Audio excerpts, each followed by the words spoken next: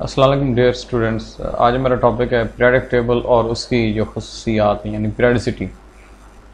सबसे पहले ये देखा जाता है कि 19वीं सदी में जो कीमियादान हैं उन्होंने एलिमेंट्स को एक तरतीब देने की काविशें की। अब एलिमेंट्स क्योंकि दरियाफ्त हो चुके थे टोटल अब तक जो 92 नेचुरल, यानी कि अगर हम बात करें कि कुदरती एलिमेंट्स जो हैं वो 92 हैं और टोटल 118 एलिमेंट्स जो हैं वो अब तक दरियाफ्त हो चुके हैं। अब इस नतीजे में पीरियोडिक लॉ जो है वो दरियाफ्त हुई। इस प्रोसेस में जो एलिमेंट्स अब तक दरियाफ्त हो चुके हैं उनको पीरियोडिक टेबल के नाम से जाना जाता है। यानी पहले अगर 6 एलिमेंट्स दरियाफ्त हुए थे तो उसको इस तरह से तरतीब दिया गया एक टेबल बना के। अब टेबल बनाने के बाद जब इनको तरतीब दिया गया तो ज़ाहिरी बात है कि इसके लिए कोई ना कोई खूबी होनी चाहिए जिस बिना पर जो है वो तरतीब दिया जाए। और साथ में अगर वक्त के साथ साथ कोई नई दरियाफ्त हो जाती है, यानी इन एलिमेंट्स की कोई पेशन गोई हो जाती है न्यू एलिमेंट्स की जो उस वक्त दरियाफ्त नहीं हुए थे, अब उनको भी तो ज़ाहिरी बात है तरतीब देना था। अब इसमें दो टर्म यूज होती हैं पीरियोडिक टेबल में, एक जो कि अमूदी हैं, ये अमूदी है यानी कि top to bottom in the group, ये है टॉप लेयर और ये है बॉटम लेयर। और नॉर्मली इसको क्या कहा जाता है, अमूदी, यानी कि ये ऊपर से नीचे की तरफ है अमूदी। और अगर यहाँ पे लेफ्ट टू राइट की बात करें या फिर हम मतवाज़े की बात करें या उफ़क़ी की बात करें तो जो उफ़क़ी कतारें हैं वो पीरियड कहलाती हैं। यानी इस तरफ जो भी चीज़ होगी वो पीरियड होंगे और जो ऊपर से नीचे होंगे वो ग्रुप्स होंगे। तो इस तरह से ग्रुप्स और पीरियड को यहाँ पे वाज़े तौर पर बयान किया जा सकता है। अब क्योंकि बढ़ते हुए जो एटम्स के एटॉमिक नंबर की बुनियाद पर तरतीब दिया जाता है, जैसे कि अब अगर पीरियोडिक टेबल जो अब दरियाफ्त हो चुकी है इसमें देखें कि हाइड्रोजन का एटॉमिक नंबर जो है वो 1 है, इसी तरह हीलियम का एटॉमिक नंबर 2 है, पोटाशियम का देखें तो ये 19 इसका क्या है कि एटॉमिक नंबर है। अब एटॉमिक नंबर इनके वेरी हो रहे हैं। अगर हम टॉप टू बॉटम देखें तो ये क्या चीज़ है, टॉप टू बॉटम जो है वो ग्रुप है। और अगर हम इस तरह लेफ्ट टू राइट जाते हैं, ये जो लेफ्ट टू राइट अगर हम गए हैं लेफ्ट से राइट की तरफ तो ये पीरियड है। अगर हम पीरियड देखें तो 1 2 3 4 5 6 7 पीरियड है। और टोटल अगर हम ग्रुप्स की बात करें तो टोटल 18 ग्रुप्स हैं। 18वें ग्रुप में नोबल गैसेस हैं और ग्रुप नंबर 13 से लेकर 17 तक ये नॉन मेटल्स हैं। ग्रुप नंबर 3 से लेकर 12 तक वाले जो हैं वो भारी मेटल्स हैं और हल्के मेटल्स जो हैं वो ग्रुप 1 और ग्रुप 2 वाले जो हैं ना वो हल्के मेटल्स हैं। चलो ये बात तो हम नेक्स्ट डिस्कस कर लेंगे। तो इस बुनियाद पर जो है वो तरतीब दिया गया था जो मॉडर्न पीरियोडिक टेबल है। तो बेपनाह पीरियोडिक टेबल में साइंसदानों के लिए जो मालूमात मौजूद हैं, सबसे पहले हम डिस्कस करते हैं पीरियोडिक टेबल को। चंद खसूसियात का जो मुताला करने के लिए अनफरादी तौर पर, यानी एक एक एलिमेंट्स को अलग-अलग जो है वो वाज़े तौर पर बयान करने के लिए सबसे पहले जो है डोब्राइनर के ट्राइड्स आए। अब डोब्राइनर ने क्या किया, ये एक जर्मनी का रहने वाला कीमियादान था, इसने 3 एलिमेंट्स को इस्तेमाल किया। अब मिसाल के तौर पर आप देख रहे हैं कि यहाँ पे मिसाल के तौर पर कैल्शियम और बेरियम को हम ऐड करते हैं, कैल्शियम प्लस बेरियम को ऐड करते हैं, मतलब कि 40 + 137 और डिवाइड बाय 2 कर देते हैं। अगर हम इनको ऐड करें तो ये 177 निकलता है, और 2 पे डिवाइड करें तो 2 8 10 16, बाकी 1 बचा, 2 8 10 16, 2 5 10, तो देखेंगे 88.5 है। तो 88 जो है ना वो किसका निकलता है जी, स्ट्रोंशियम का। इसी तरह कैल्शियम और बेरियम के एटॉमिक मासेस के औसत जो है वो निकालें, तो औसत निकालने के लिए 2 पे डिवाइड कर देते हैं। इसने कहा कि जो मरकजी या दरमियानी एलिमेंट होते हैं वो तमाम जो बाकी एलिमेंट्स हैं, दो एलिमेंट्स कौन से हैं, मिसाल के तौर पर यहाँ पे कैल्शियम और बेरियम है, ये 2 एलिमेंट्स हैं, इनके अगर औसत निकाला जाए तो ये क्या निकलता है, तीसरे एलिमेंट का जो मरकजी एलिमेंट है उसका वो निकलता है एटॉमिक मास। इस तरीके से वो चांदी एलिमेंट्स को तरतीब दे पाया और उसके बाद ये तरीका ज़्यादा मकबूलियत हासिल ना कर सका। आगे जाते हैं जी न्यूलैंड्स के ऑक्टेव्स के बारे में। अब ज़ाहिर बात है कि कैनिज़ारो ने तो एटॉमिक मास की जो है वो तशखीस दे दी था ना, कि एटॉमिक मास के एलिमेंट्स को अरेंज किया गया था एटॉमिक मास के लिहाज से, तमाम एलिमेंट्स को अरेंज किया गया था। तो एलिमेंट्स को दोबारा तरतीब देने के लिए 1860 में कैनिज़ारो ने बहुत ही अहम रोल अदा किया, उसने ऑक्टेव लॉ पेश किया। अब ऑक्टेव लॉ जो है वो न्यूलैंड के सर जाता है, ये काम न्यूलैंड ने, जो कि बरतानिया का रहने वाला था, उसने कहा कि एलिमेंट्स को एटॉमिक मास के लिहाज से तरतीब देना चाहिए और बढ़ते हुए एटॉमिक मास के लिहाज से, यानी एटॉमिक मास बढ़ है तो 8वें एलिमेंट्स की जो प्रॉपर्टीज़ होती हैं वो पहले एलिमेंट के साथ मिलती हैं। यानी उसने ये कहा कि जो 8वें एलिमेंट्स की प्रॉपर्टीज़ हैं वो पहले एलिमेंट्स के साथ मिलती हैं, तो उसका जो मवाजना है उसने मौसीके के सिरों से किया, मौसीके के सुरों से, सॉरी। तो इसको ये पजीर आई न मिली, और जो दरियाफ्त नहीं हुए थे एलिमेंट्स उनके लिए कोई ख़ास जगह नहीं थी, और ये नोबल गैसेस भी उस वक्त दरियाफ्त नहीं हुई थी। अब उसके बाद मेंडलीव आया। अब मेंडलीव के आने तक 63 एलिमेंट्स दरियाफ्त हो गए थे। मेंडलीव के बारे में थोड़ा सा जान लेते हैं कि मेंडलीव 1907 में पैदा हुआ और 1834 में पैदा हो रहा है और 1907 में डेथ हो रही है। ये कीमियादान था और मौजद था, यानी नई दरियाफ्तें करता था। प्रेडिटेबल इसने दरियाफ्त की उस वक्त, जो मज़ीद ज़हरी बात है कि बहुत सारे जो लोग अपना नज़रिया पेश करते थे कि एलिमेंट्स को जो दरियाफ्त हो चुके थे उनको तरतीब देने का, सो सबसे पहले इसने एलिमेंट्स की भी पेशन गोई की जो उस वक्त दरियाफ्त नहीं हुए थे। ये वाहिद प्रेडिटेबल थी जो उन तमाम एलिमेंट्स के लिए जगह छोड़ रही थी जो उस वक्त दरियाफ्त नहीं हुए थे। तो ये एक प्रेडिक्ट लॉ है, ये एक प्रेडिक्ट लॉ है। प्रेडिक्ट लॉ क्या है कि जो एलिमेंट्स की जो खूबियां हैं वो उनके एटॉमिक मासेस का प्रेडिक्ट फंक्शन होते हैं, यानी कि ये एक बेहतर समझी जाती है प्रेडिक्टेबल। हाँ जी, इसमें कुछ नकाइस भी थे। नकाइस कौन से थे कि इसको एटॉमिक मैसेस की बुनियाद पर तरतीब दिया गया था एलिमेंट्स को, एटॉमिक मैसेस। आजकल तो एटॉमिक नंबर का ज़माना है, तो एटॉमिक नंबर तो न्यू दरियाफ्त है ना सबसे पहले। जब एटॉमिक मैसेस को इसने एक्सप्लेन किया था तो ये उन आइसोटोप्स की पोजीशन को ना वाज़े कर सका, यानी किस चीज़ की पोजीशन को, आइसोटोप्स की पोजीशन के बारे में, क्योंकि एटॉमिक मासेस है ना। अब आइसोटोप्स क्या होते हैं, having the same atomic number but different masses, तो उनके तो मास डिफरेंट होते हैं, एटॉमिक नंबर सेम होते हैं।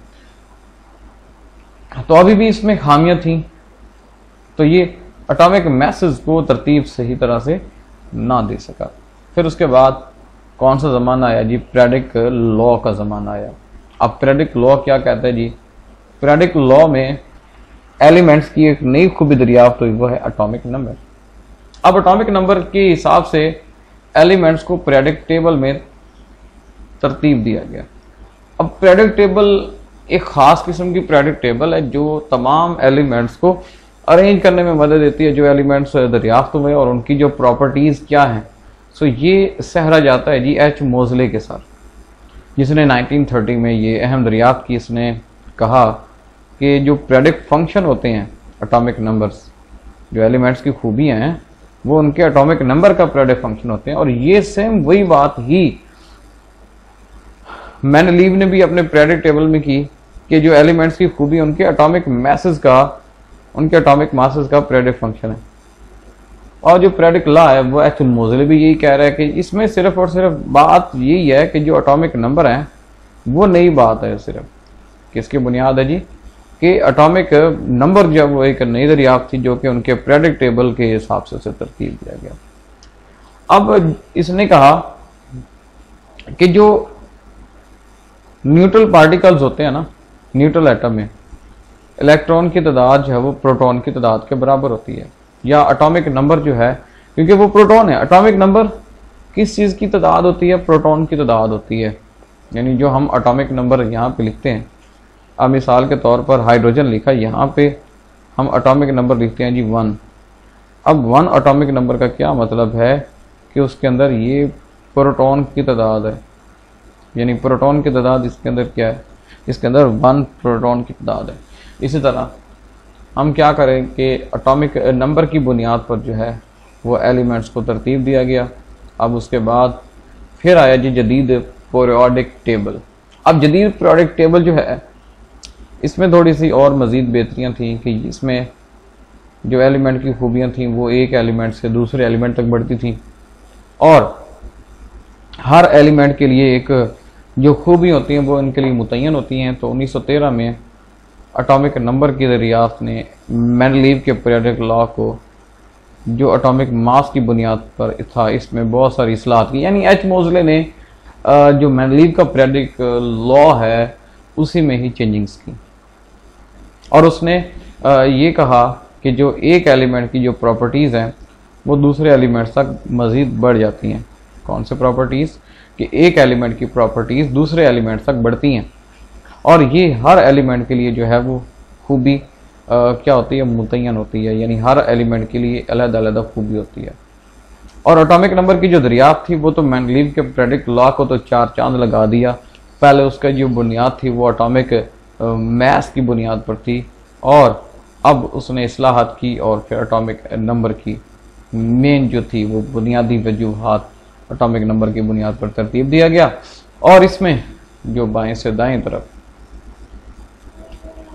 यानी ये हो गया जी बायां हिस्सा और ये वाला हिस्सा दाएं हिस्सा। तो बाएं से दाएं हम इन्हें कहते हैं यहाँ पे पीरियड कहते हैं, और टोटल यहाँ पे 7 पीरियड है, मैं आपको बता भी गया हूँ।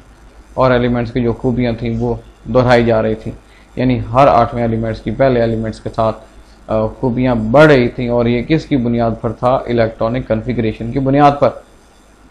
अब उसने ये कहा कि हर 8वें एलिमेंट्स की जो प्रॉपर्टीज़ हैं वो 9वें एलिमेंट्स की जो पहले एलिमेंट्स है वो मुमासलत रखती हैं।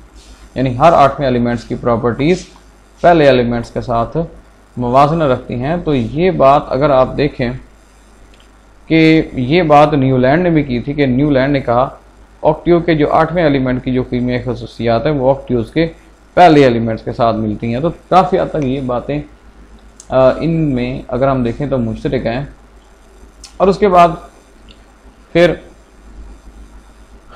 मिसाल के तौर पर सोडियम की खसूसियात लिथियम के साथ मुमासलत रखती थी, और एटॉमिक नंबर के बाद एटॉमिक नंबर 18 के बाद 19वें एलिमेंट में जो यकसा खसूसियात पाई जाती थी।